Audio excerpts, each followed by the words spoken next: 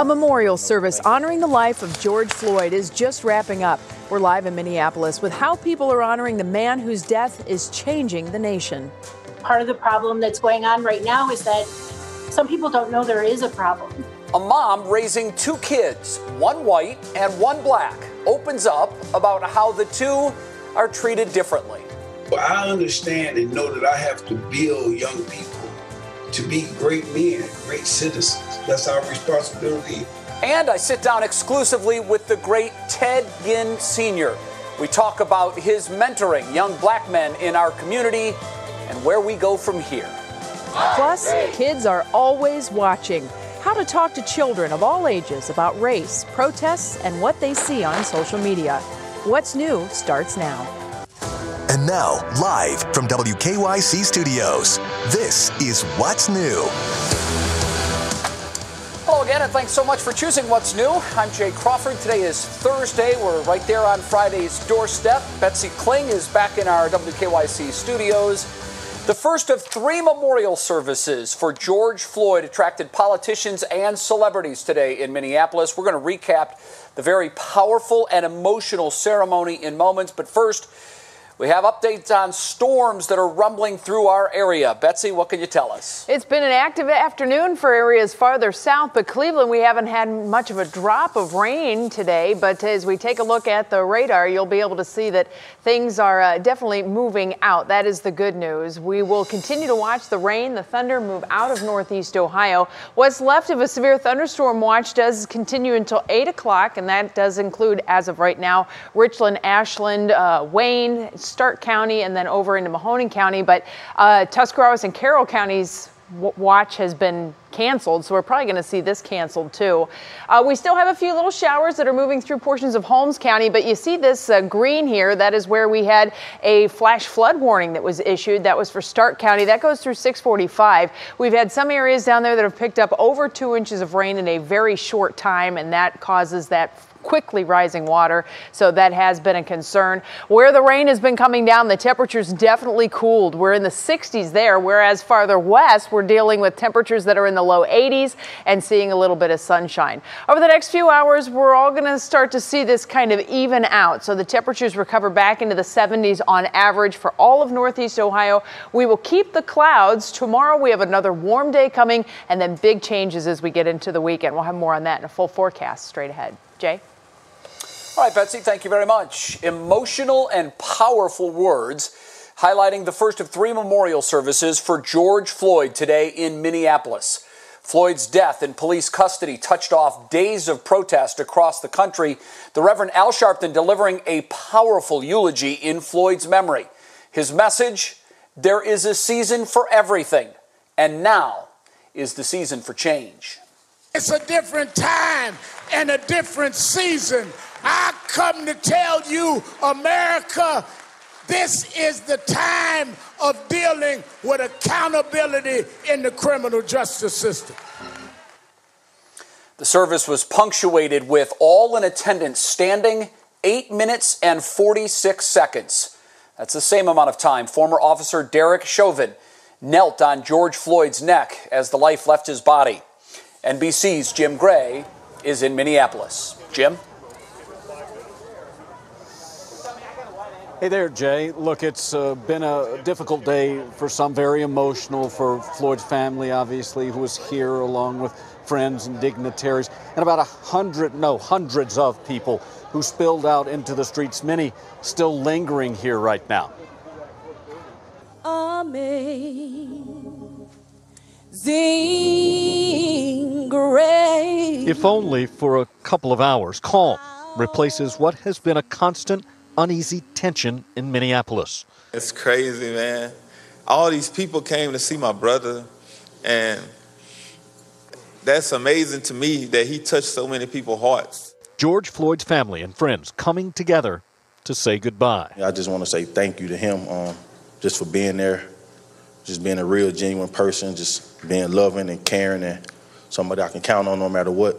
Protective masks can't hide the pain and heartache, fueling demands for justice and change growing since Floyd's death. It's time for us to stand up in George's name and say, get your knee off our necks. The message literally sounding from the rooftops to a crowd just outside the memorial and echoing across the nation, thousands gathering like they have for 10 straight days now in Washington and here in Brooklyn. I thank God for y'all. I thank God for y'all showing love to my brother. Floyd's brother Terrence leading a prayer service and march in Brooklyn. This silent demonstration in Massachusetts, and perhaps the most powerful tribute coming from Floyd's little girl, Gianna, atop her godfather's shoulder. That changed the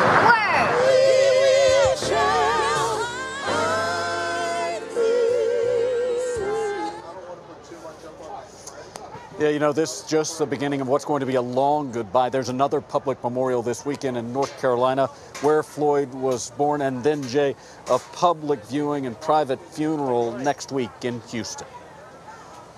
Jay, I mentioned at the end of the service when Reverend Al Sharpton asked everyone in attendance and those watching across the nation to stand in silence for 8 minutes and 46 seconds. Yeah. Symbolic now, because as I mentioned, that's how long the officer knelt on George Floyd's neck while he pleaded for his life.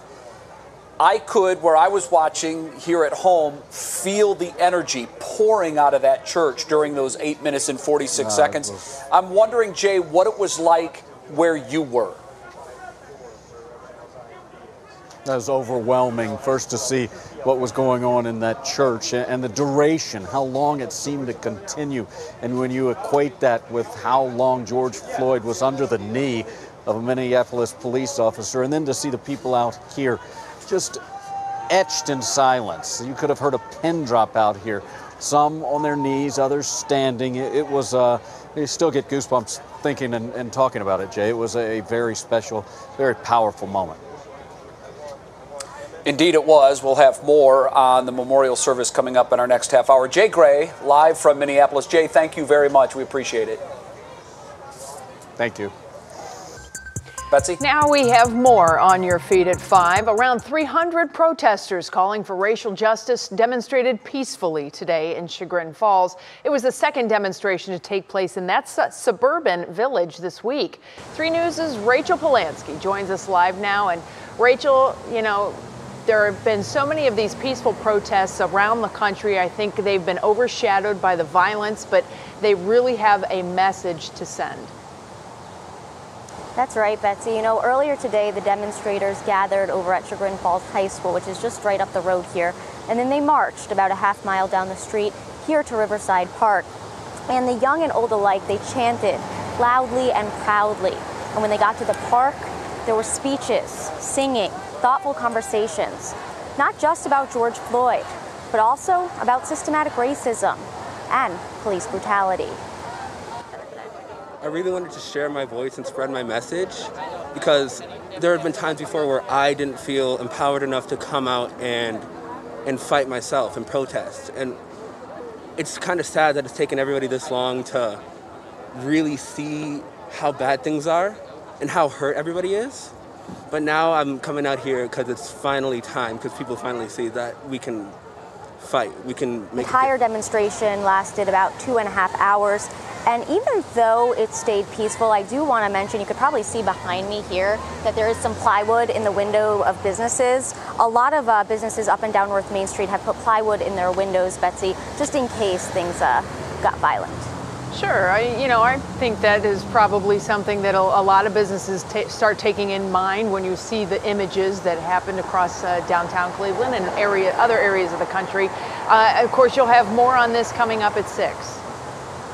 Yeah, that's right. I talked with the Chagrin Falls Popcorn Shop, and I'll have more from them at 6. But essentially what most of the businesses told me was that they saw the violence over the weekend, they were worried, and they'd rather be safe than sorry. Betsy? All right. Thank you so much, Rachel. Jay?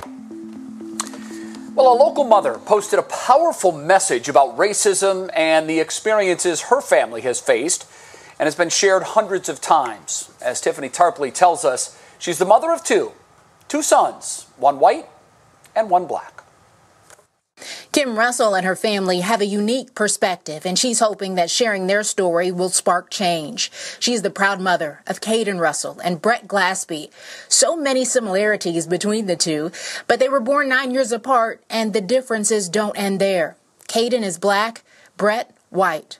On Facebook, she talked about raising both of them and urged people to stand up for what is right. Because I think part of the problem that's going on right now is that some people don't know there is a problem, and they do not know that racism exists and that racism looks like a lot of different things. I mean, especially being over here and seeing it, I guess, kind of secondhand through videos and media and everything. It's just concerning. I picture him in like some of these videos, and it's very worrying. Imagine being in a place to where you stand out no matter what you do. You can walk the same, you can talk the same, you can dress the same. It doesn't matter. You're going to stand out, and you can do nothing about that. Kim believes that most people want to do right. They just don't know how. She believes raising Caden has made her more sensitive. Tiffany Tarpley, 3 News. Well, Governor Mike DeWine canceled his daily briefing today out of respect for George Floyd's memorial service, but he did announce some new openings for the state of Ohio. Now, the list is long, so we're posting it on our website, but here's some of the highlights. All the entertainment options like zoos and aquariums, art galleries and museums, playgrounds and movie theaters can start opening June 10th. You can tell what I'm excited about since I have a 5-year-old. That's where we want to be. Playgrounds and museums and zoos. Jay? Certainly good news for many. New Orleans Saints quarterback Drew Brees issued an apology for a comment he made to a Yahoo Finance reporter. This happened yesterday. The reporter interviewing Brees said he believes that players will start kneeling again once the NFL season begins. And then he asked Brees what his role will be as a leader inside the NFL. Here's what Brees had to say to that question. I will never agree with anybody disrespecting the flag of the United States of America or our country. Let me just tell you what I see or what I feel when the national anthem is played and when I look at the flag of the United States. I envision my 2 grandfathers who fought for this country during World War II. That answer did not sit well with many. Brees is now walking back those comments. Our digital anchor, Stephanie Haney, is here now. Stephanie, a lot of people are talking about this and about his apology. What did he have to say in that apology?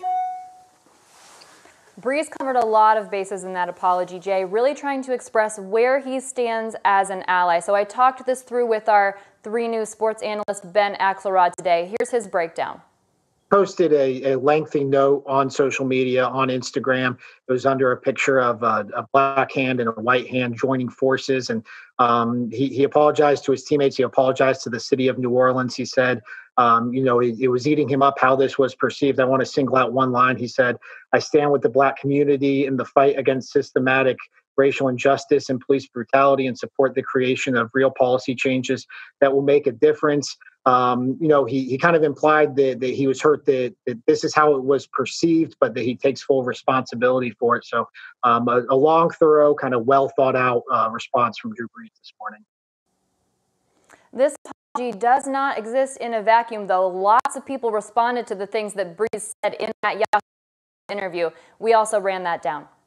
The biggest name to call out Drew Brees was LeBron James, and he posted a series of tweets just kind of picking apart the theory behind Drew Brees' thinking that Drew Brees has members of his family who served in the military, and so that means that he respects the flag more. There was a lot of Drew Brees' teammates who were calling him out. Malcolm Jenkins, who played college at Ohio State and has been at the front of NFL players and their fight against racial injustice. He posted a lengthy video, in tears, upset about what Drew Brees had said. And then Michael Thomas, the Saints star receiver, he was tweeting out a series of tweets. This was something that really took a hold of social media on Wednesday night. All right, Stephanie, thank you very much. We will have more from... I'm sorry, go ahead. Go ahead, Stephanie. I just wanted to point out that there was mixed reaction to the response from Brees to the apology. And his teammate Thomas, though, did say that he accepted that apology because it's the Christian thing to do. And his focus now is on the Justice for George Floyd movement moving forward. All right, Stephanie, thank you very much. We'll see you in just a few minutes with What's Clicking in Cleveland. In just a few minutes, I talk with one of Cleveland's best football coaches, Ted Ginn Sr. We talk about where we go from here as a society and how he mentors young black men in our community.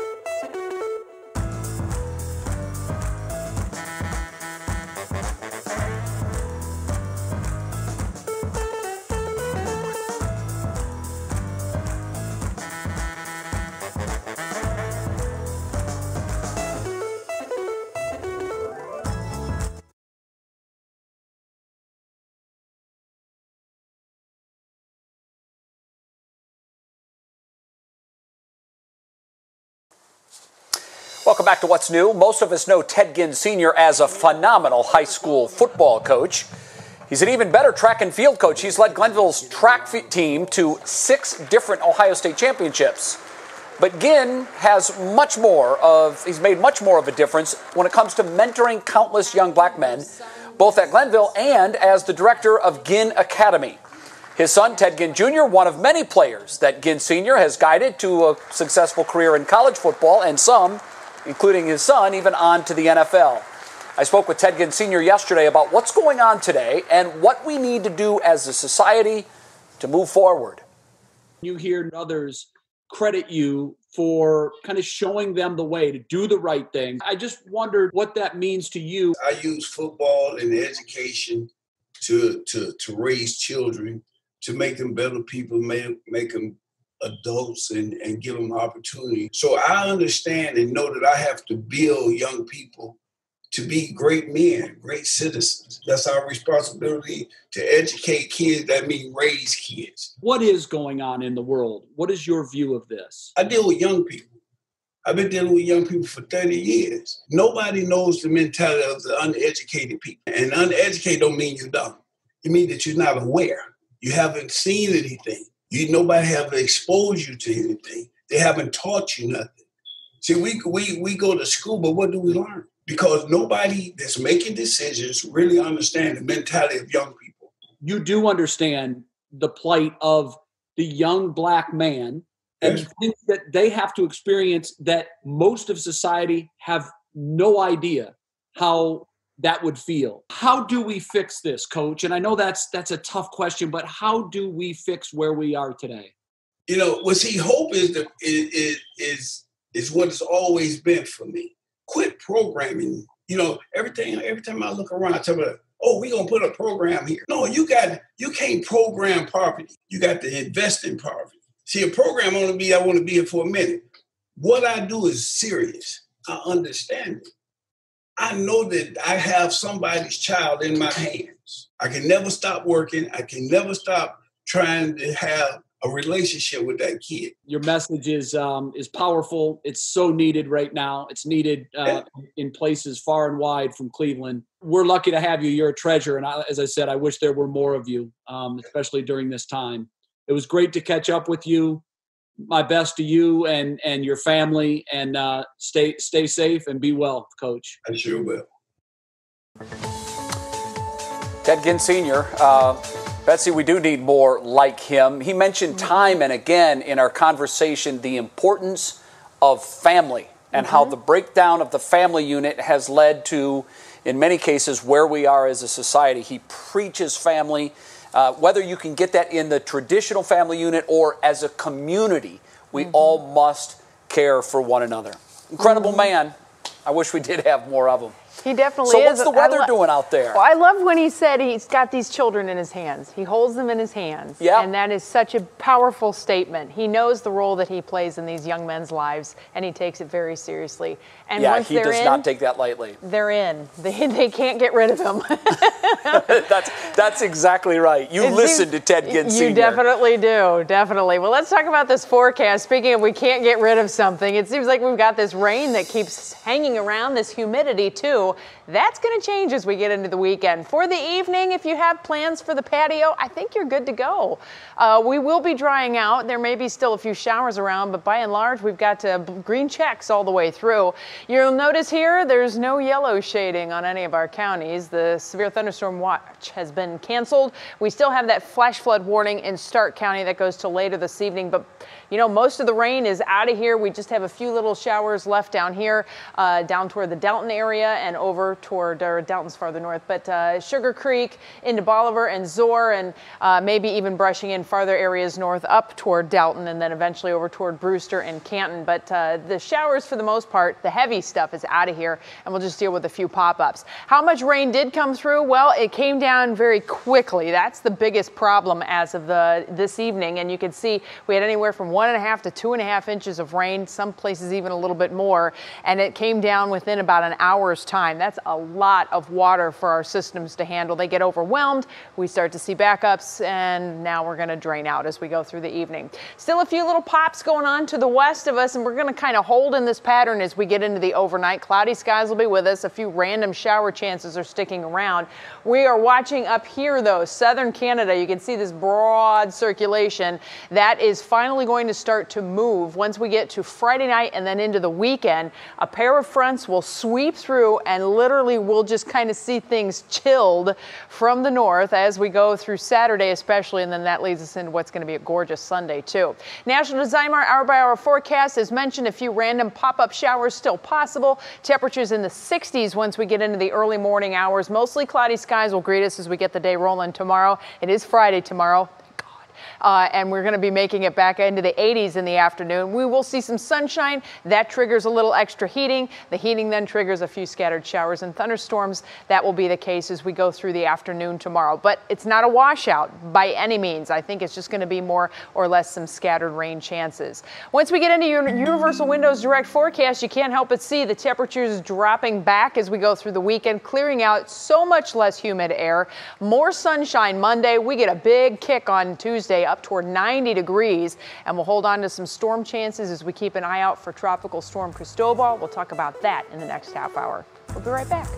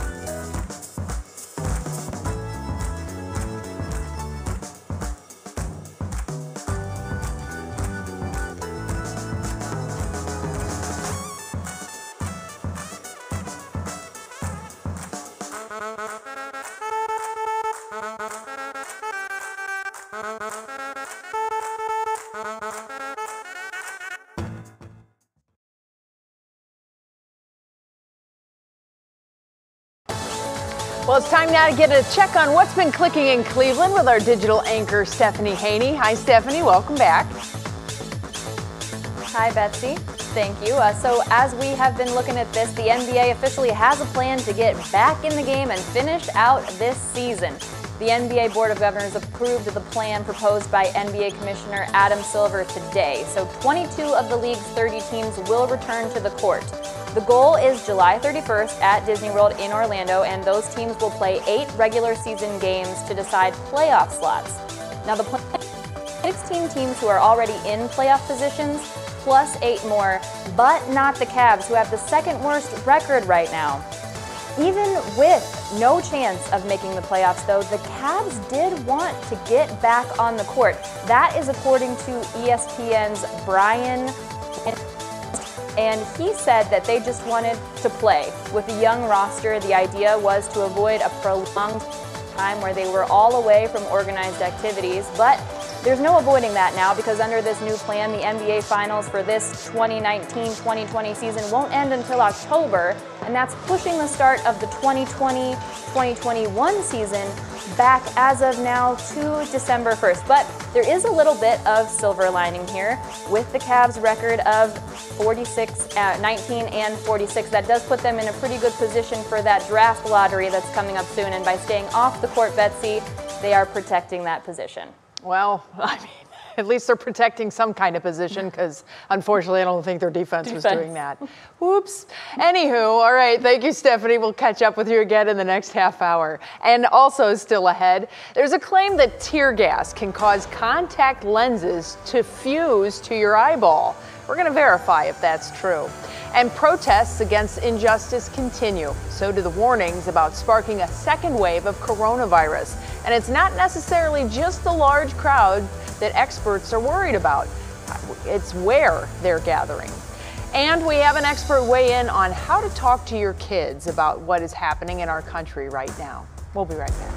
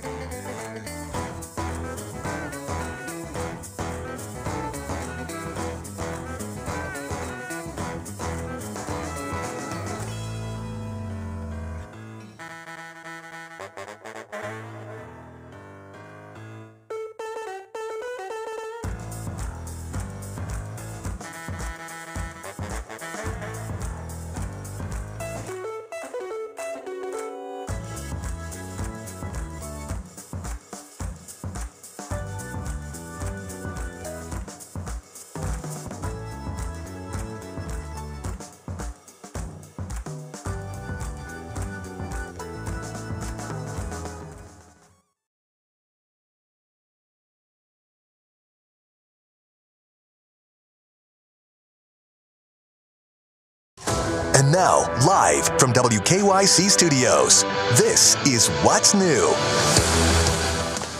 Well, that's partly true. Betsy, of course, live at WKYC Studios. I'm still live from my man cave at my home. I hope you're having a wonderful Thursday. What a beautiful day outside, at least here. Let's hope it continues. I'm sure Betsy has all the details ahead in weather. If you're a regular viewer of our program, by now you know that every day at 5:30 we pause for a smile. We call it Tell Me Something Good. Bets? Well, Jay, this one, I could actually completely see you doing something like this. Grandma-to-be, yes, a grandma-to-be, waited outside a hospital in Greensboro, North Carolina. She wanted to know if she was going to have a granddaughter or a grandson. So she sat outside and held these signs up, boy or girl. Hey, Grammy Kim loves you. You are the man, Ben. Ben is her son and the baby's father. And she is now the grandma too, Jay. Any guesses? It was a boy. Let's go with the boy, yeah. It was a boy. His name is Roan Wallace Overton, and she got to the hospital at 5:30 in the morning. We're not quite sure when little Roan was born. As a grandpa now yourself, of course, you get to comment on this. Well, you know, it's a sign of the times. Sadly, Bets, the hospitals are limiting visitors, obviously, because of COVID-19. My wife and I initially had plans to go to New York for the birth of our first granddaughter. We knew that in advance that she was having a girl, but because of all the restrictions, no visitors were allowed inside the hospital. In fact, there was even a stretch where she wasn't sure her husband would be permitted in to the birthing room. It was only after they found the rapid test and they were able to test him the day before and see that he was without coronavirus that he was allowed to come in. But there were some days there where we were just freaking out thinking that our baby girl was going to have to give birth to her first completely alone. Fortunately, that didn't happen. I couldn't be there. My wife was able to travel there shortly after, but it's just one of the many changes that we've seen in our lives. Yep, it definitely We're living. is. Yeah. That was cute, though. Betsy, thanks. Something, Betsy, was different about today. At the first of 3 memorial services for George Floyd, you could feel the energy inside the church in Minneapolis coming through the television screen. This time, it really does feel like a pivotal moment in our country's history. It was emotional. It was extremely powerful. Here's part of that memorial service.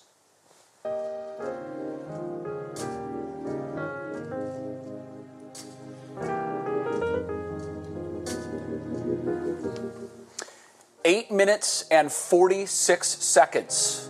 That's how long George Floyd's friends and family stood in silence inside the church, and countless others did the same thing across our country. The 8 minutes and 46 seconds, symbolic, because that's how long a former police officer knelt on George Floyd's neck before he died. Reverend Al Sharpton delivered a powerful eulogy for George Floyd, and he demanded justice. It's time for us to stand up in George's name and say, get your knee off our necks. There were multiple rallies across the nation today to remember Floyd, including one in Brooklyn where his brother thanked God for allowing George's name to live on. And that leads us to our top talker. Floyd's death has sparked a nationwide conversation about race and protests. As the protests continue, so do the warnings about sparking a second wave of coronavirus. And it's not just because there are large crowds, it's where the crowds are forming. Here's NBC's Sam Brock with the details. For those tired of living in fear, of living in their own skin. Seeing police approach people that look like me makes me instantly fear, oh my God, what if this is their last moment? This shouldn't be the case. A call to action, they say, transcends the risk of COVID transmission. Was it a difficult decision to come out today? I know that I need to stand up for what is right, and this has been going on for way too long for me to just stay at home. In Minneapolis, where George Floyd's death occurred and the protests sprang up, doctors have deep concerns. Our ICU care is virtually maxed out.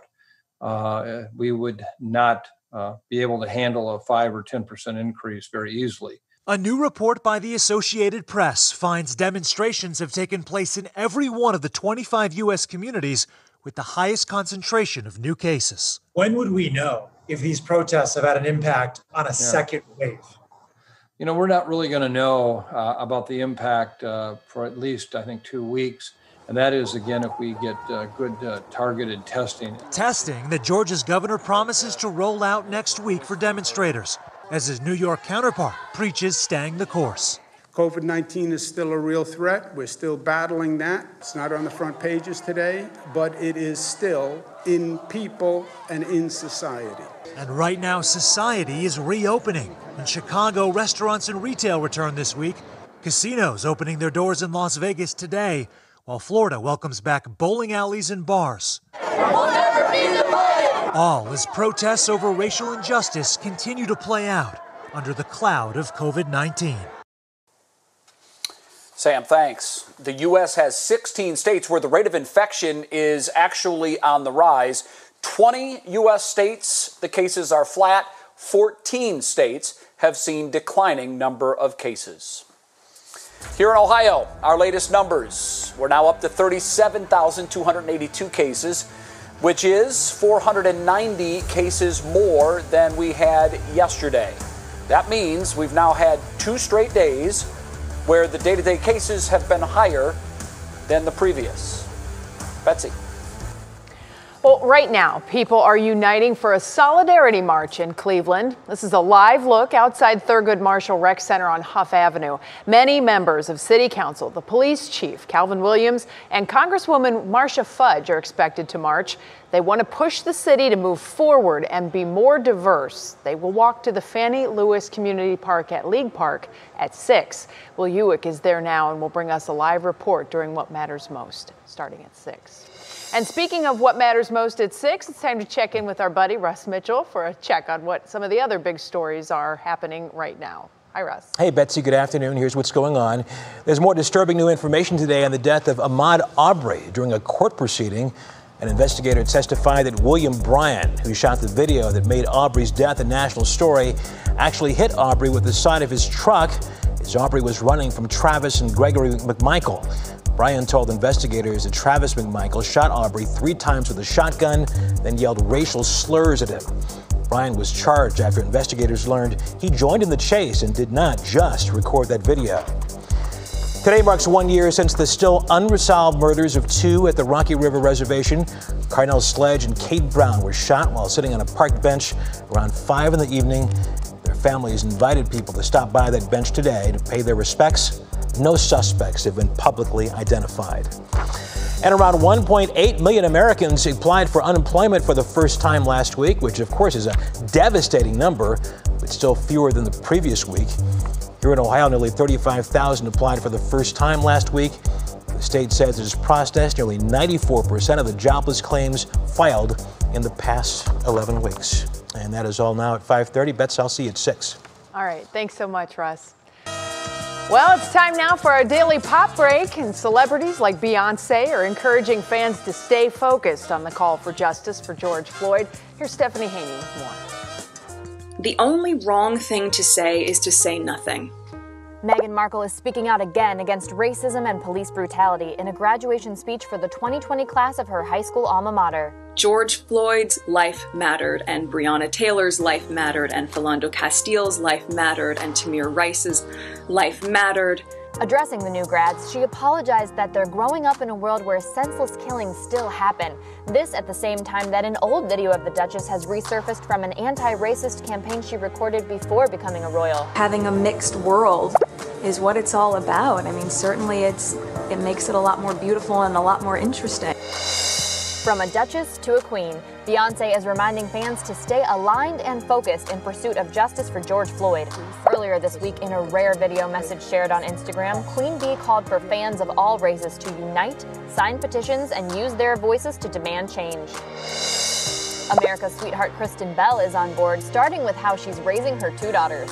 You can put it on my gravestone, I will raise anti-racists. On the Morning Beat podcast, Belle demanded white Americans be better allies while talking about her new children's book, The World Needs More Purple People, which addresses racism and inequality. I want to talk to my kids about looking for sameness, and that sameness comes in the form of values and personality and action. The message is all about celebrating our differences while also realizing what we have in common. How to talk about race with children is a huge topic of conversation right now, so this is good timing for Kristen's book to come out, and for people who might be interested in that, it was just published on Tuesday, so it's available now, so parents who would like to check that out can do so right away, Betsy. And we have more with an expert coming up in just a few minutes about how to talk with your kids. Thank you, Stephanie. Jay? Well, it is now time for our senior shout-out. Today it goes out to Maya Hollander in Shaker Heights. She's an honor student at Shaker Heights High School, where she was part of the student group on race relations. She also was an after-school tutor. Maya will be attending The Ohio State University this fall, and Maya, we say to you, congratulations and the best of luck at Ohio State. Ahead on What's New, we've seen police use various types of gas to disperse protesters across the country. Now there's a claim that tear gas can cause your contacts to get glued to your eyes. Is that true? We verify that claim when What's New comes right back. And we're also going to keep a close eye on the forecast. More showers are hanging around Northeast Ohio right now. I think we've got a pretty nice evening in store, but we're also going to check on the tropics because that could impact our forecast next week. I'll explain.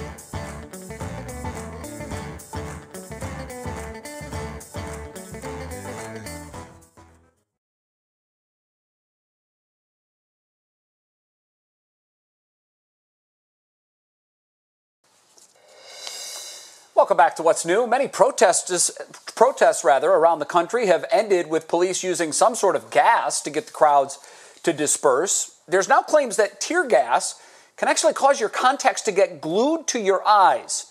So, Evan Kozloff with our Verify team decided to do some digging and put that claim to the test. When it comes to social media, things can get a bit fuzzy. That's why the Verify team is here to bring things back into view. Today we're talking about moments like this. when fumes filled the streets in places like Washington, D.C. And soon after, tweets like this. Do not wear contacts to any protest, one person wrote. When exposed with tear gas, your contacts will burn and glue to your eyes, causing you to become permanently blind. So let's verify. Can fumes like tear gas blind you if you wear contacts? No more increased risk for blindness at all. Helping us out with this one is Dr. Lyndon Jones, the director of the Center for Ocular Research and Education at the University of Waterloo. The contact lenses don't get glued to your eye. That's actually physically impossible. There's always a layer of tears behind the lens. It may feel like that's the case because it's so excruciatingly painful. But let's make an important clarification here. Not all the gas that you see at protests are actually tear gas. In DC, for example, our crews retrieved these canisters of Olaracen's capsicum, or OC for short. Jones says that's the scientific name for pepper spray. So pepper spray, the oil-based one, could potentially be soaked up by the contact lens and then held against your eye. So that might make a slight difference. And other doctors agree. Dr. Ravi Goel, the spokesperson for the American Academy of Ophthalmology, told us that these lenses could act as a reservoir, holding in those fumes. So the headline is this: contacts may keep those painful toxins in your eye for longer, but our experts say these online rumors are false. Wearing contacts are not going to cause blindness. With your Verify, this is Evan Kozlov. All right, Evan, thanks. And now you know.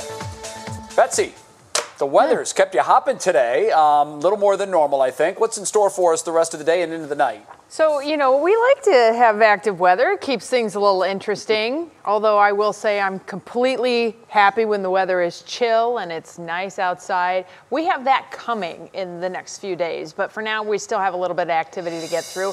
Here's a look at the forecast through the evening. We do have clouds that will be hanging around greater Cleveland. A few isolated showers can't be ruled out, but you can see it's pretty ho-hum as far as the forecast goes in the overnight. We did have some active weather earlier this afternoon. We had severe thunderstorm watch issue. We had warnings. We still have a flash flood warning that's in effect for Stark County. But most all of the big activity is out of here. We just have one lone rain shower that's going to continue to move over toward the Carrollton area. So heads up for you, friends. But otherwise, it's dry out there right now. And we may still have a few little spits and sprinkles and pop-up showers tonight. But, you know, the major stuff has now moved by. Tomorrow, we'll have a better chance for more of these scattered showers and storms around as the big change that's coming our way from the north will finally settle a little closer to us. So we will start to see the general atmospheric pattern beginning to change here in the next 48 hours. That will bring in some cooler, drier air for the weekend, but that's also going to start to change things farther south, where we're still keeping an eye on what was Tropical Storm Cristobal. The storm is now a tropical depression. It was downgraded. We'll get another check on that in just a moment. Let me get you through your hour-by-hour forecast brought to you by National Design Mart. Temperatures are going to be in the 60s as we go into the overnight hours. We'll have mostly cloudy skies that remain with us. A few peaks of sun around tomorrow morning, but we're still going to have some cloud cover. So we're going to call it a mix of sun and clouds. And then once we get a little heating going, that helps to pop up some showers. So midday, early afternoon, we'll start to see our first wave of scattered showers bubbling up.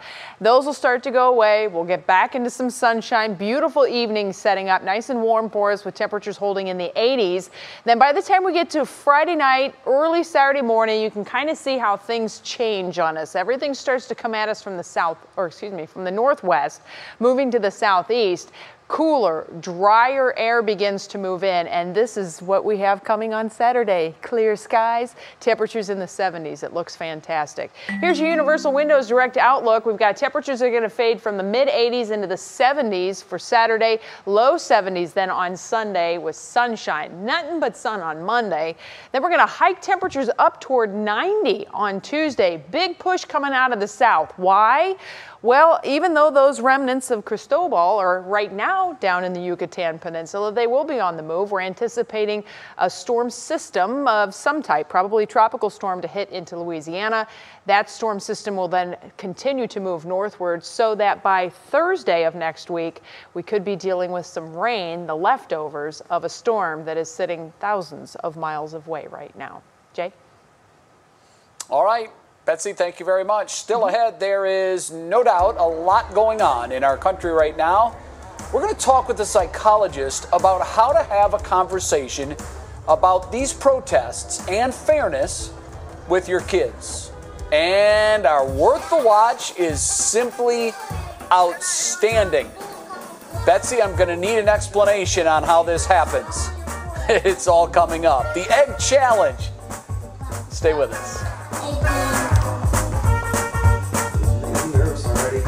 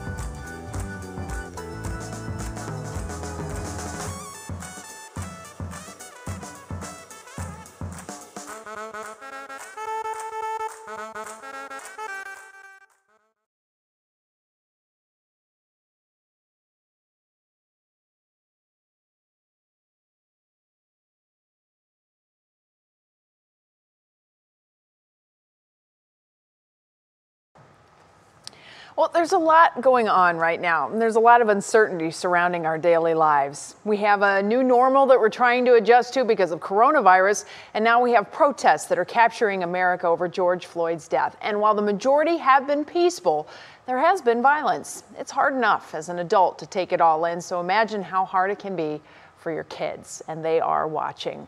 We spoke with Dr. Emily Mudd, a pediatric psychologist with Cleveland Clinic Children's, who said kids are definitely feeling the stress of what's going on.